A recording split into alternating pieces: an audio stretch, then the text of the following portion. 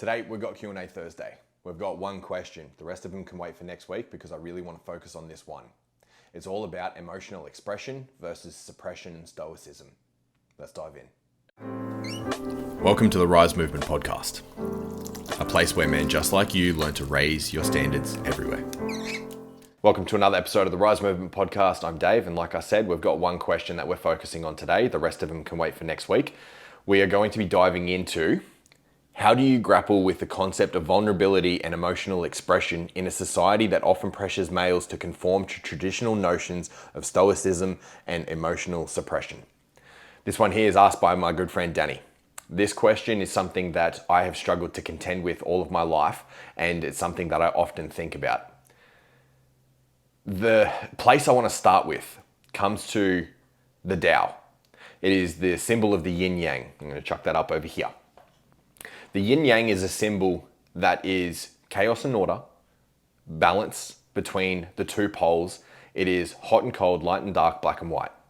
You'll also notice the little dot inside of each. There's a little bit of chaos in order, and there's a little bit of order in chaos. Nothing is ever truly polarized or truly separate in nature. They are degrees of the same thing. Hot and cold are measurements of temperature. Up and down are measurements of distance. There or here is measurements of distance as well. Everything is comparative to its opponent. Everything comes down to comparative analysis.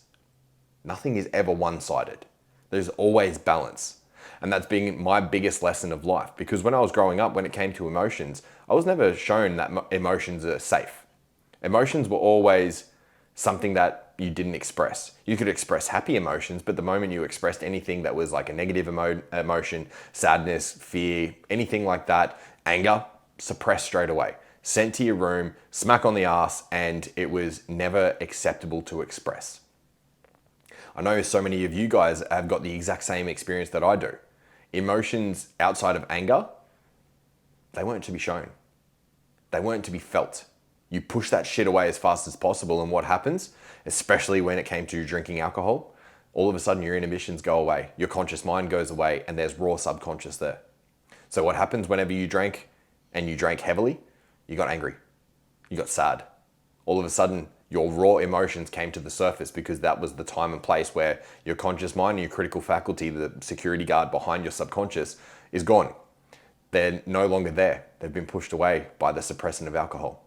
And out flood comes all of the emotions. Why do you think party precincts like Surfers Paradise have such a bad representation in the mind? It's the place where chaos exists. The mind gets taken over by alcohol, the mind gets taken over by other substances, and you're around unconscious people. What happens when you drink alcohol? All of a sudden, the conscious mind, like I said, is no longer there, and everyone is trauma waiting to be expressed. Why do you think so many punch-ons happen? Why do you think so many poor decisions are made around alcohol, around party precincts? It's for this reason. So if we've grown up in a society that tells men to not suppress your emotions, it's to be stoic and steadfast and hard and true, how are we meant to be okay with being vulnerable and expressing? Because I know what it's like to have emotions built up inside of me to not be released. And when they do release, they release almost in fury. They almost come out in this overwhelming eruption of emotions. And it doesn't have to be anger. It doesn't have to be, rage or anything like that. It can be overwhelming sadness. It can be overwhelming guilt. I've been paralyzed by fear. What do you think anxiety attacks and panic attacks are? It's an overwhelming sense of dread, an overwhelming sense of fear that it envelops your entire being. So where do we draw the line? I'm going to read a Sun Tzu quote. It's one of my favorite ones. Actually, two quotes of his. Appear weak when you are strong, and strong when you are weak. If your enemy is secure at all points, be prepared for him. If he is superior in strength, evade him. If your opponent is temperamental, seek to irritate him. Pretend to be weak that he may grow arrogant. If he is taking his ease, give him no rest. If his forces are united, separate them. If sovereign and subject are in accord, put division between them. Attack him where he is unprepared. Appear where you are not expected. Everything comes down to balance. You have to be specific and understand when it's time to express your emotions and when it's time to be stoic. There's no one right answer for any one person. You have to understand your emotions for who you are. If you've done a lot of emotional work and you've done a lot of somatic release and trauma work and stuff like that, you'll probably have a pretty good understanding of what I'm talking about right now. However, if you haven't, if you will not look at your emotions, this is where things can fall apart really quickly. Your emotions aren't to be feared, nor are they to be expressed to everyone. I've put up a couple of TikToks talking real raw emotions, talking about domestic violence, talking about my frustrations about being late diagnosis with ASD or ADHD or something along the spectrum of neurodivergences. There's a possibility that I'll come up with CPTSD. There's a possibility of BPD. There's a possibility of a whole host of other things. And I have a lot of frustrations, some sadness, resentment and stuff like that I'm expressing. And I've built somewhat of a following and somewhat of a large conversation around that because I'm exposing raw emotion. During these times where you're expressing and experiencing raw emotions, unfiltered emotions, it's some of the greatest insights that you can have into who you are. Because whilst you have this expression and you can release them, you can reflect back on them and see if there's anything that you missed. See if it actually led to a catharsis where you feel free. Emotions aren't to be feared. They are to be strategically released. So don't release your emotions and express your emotions into those that can use them to hurt you. If you have a partner who is not supportive of expression of emotions, find a brother who can. Find a coach, find a counselor, find a fucking therapist that can help you express your emotions in a really healthy way so that you don't have to hold them back. Because I can tell you what, the moment that you start suppressing things, they will fester into other things in your life. Now, call it anecdotal, call it woo-woo. However, the moment you start suppressing emotions for a long period of time, illness happens. Suppression of your central nervous system happens. All of a sudden, you're more prone to injury, illness, dysregulation, prone to things not manifesting the way that you want them to because in your subconscious, with your emotions not being regulated, they're influencing your ability to have high standards. They're influencing your results. It's influencing every result in your life. The thing with the R.Y.S.E movement is all about raising your standards everywhere. How are you meant to raise your standards if you have all this pent up emotion, all this pent up energy? And remember, emotion is meant to be energy in motion. So if you don't release it, how are you meant to get anywhere where you want to be in life? The people that I've worked with, the men that I've worked with in my life that have the worst results possible, like the amount of trauma that these guys have and they can't get ahead in life. They haven't seen their kids in, years, if not, they haven't seen their kids in years. They're going through custody battles and it's because they haven't expressed. They have so much hidden inside of them, so much rage, so much fucking pain that they haven't expressed, that they haven't even started to imagine what it feels like to go through and completely remove that stuff. They're held back by their fear. They're held back by their guilt. They're held back by resentment, by betrayal, by being so wound up tight that they've got all this potential inside of them that is destroying everything in their subconscious. Because, we don't feel emotions. I'm going to read another part from this book here, the Tao Te Ching. Avoiding extremes. For someone who desires to control the world, I see no chance of success. The world is an instrument of the spirit. It cannot be controlled. It cannot be grasped. Those who try to control it are defeated. Those who try to grasp it lose it. So the wise man seeks not to control, and so is not defeated. Seeks not to grasp, and so cannot lose it. The things in creation may lead or follow, draw in or expel, grow strong or weaken, succeed or fail. Thus the wise man avoids the extreme, shuns extravagance, and renounces the arrogant. This book here, the Tao Te Ching, is a book of paradox. It is a book written by a master, Lao Tzu. And Lao Tzu doesn't necessarily mean a name. Lao Tzu means old man or wise man. This book of parables, of stories, of paradox, it's about 5,000 years old. And it's not written by one man, or at least it's It's unknown if it was. This book of paradox is exactly how we need to live our life. This book of parables teaches us a mode of being. Tao Te Ching means the book of the way.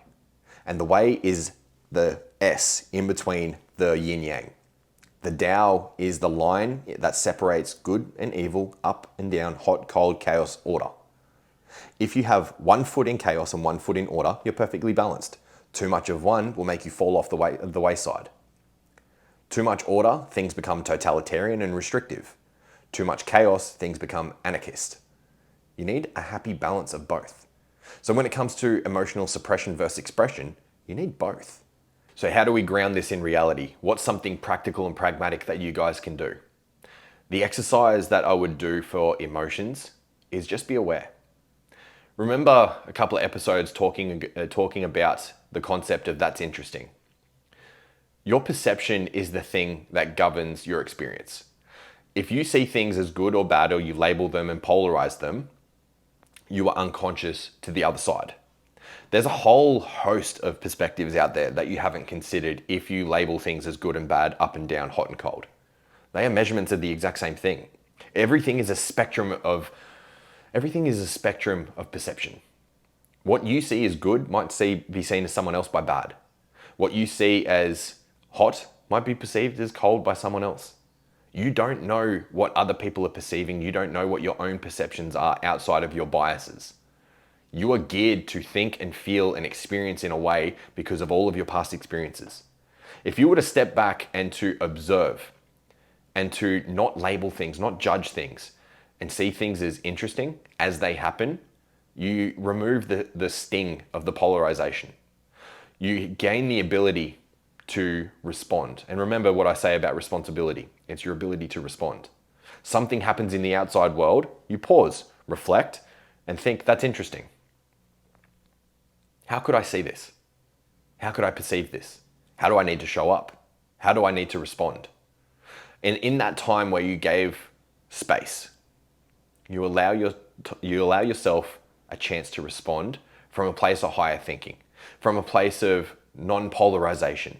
You get to remove yourself from the division, from the separation, and think, what do I need to do? Do I need to respond?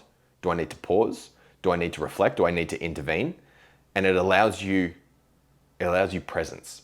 It allows you control so that you get to choose what your adequate response is instead of reacting. Polarization is one of the worst things that we can live in, and it gets manipulated by everyone. You look at the media, the government, you look at anyone in a place of authority, the thing that they try to do is other people. They try to other everyone else. It's you versus us. We're on this team, not your team. You're separate from us. And that division that is caused is the exact same thing with our emotions. So when it comes to the ability to respond and having that gap, you need to choose whether it's a right time or the wrong time to be able to figure out your emotions in that place. Do I need to feel this sadness right now? Or do I need to be stoic and in my resolve and show up in a different way, show up strong when I feel weak when I'm strong, and play a little bit more? Your perception is in your control. It's not governed by you, it's governed for you. If you choose to zoom out and have that observer overview effect. In that moment, you gain clarity. To suppress versus express is all about the time, the space, the place, and if it is warranted. If it's not, don't. But do not suppress it either. Park it, put a pin in it, and have domain over yourself, have control over yourself.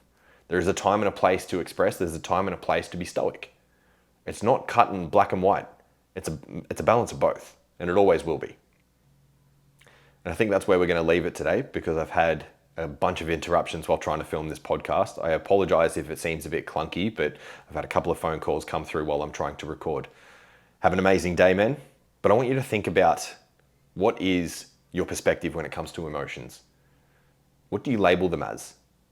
Do you polarize them? Are they good? Are they bad? Do you express them? Do you suppress them? Or is it a healthy balance of both? Are you selective when it's time and a place to be able to express? a time and a place to be stoic, a time and a place to show vulnerability, or is it a time and a place to put on your armor? It's an interesting thing to consider. This is the way that I've done things in my life, and it's worked out really well for me. There's a time and a place for expression. And we'll leave it there. Have an amazing day. Much love. Take care, and I'll see you next week. Thank you for being with me today. Thank you for subscribing and leaving a review. It really helps us out. Until next time, take care and much love.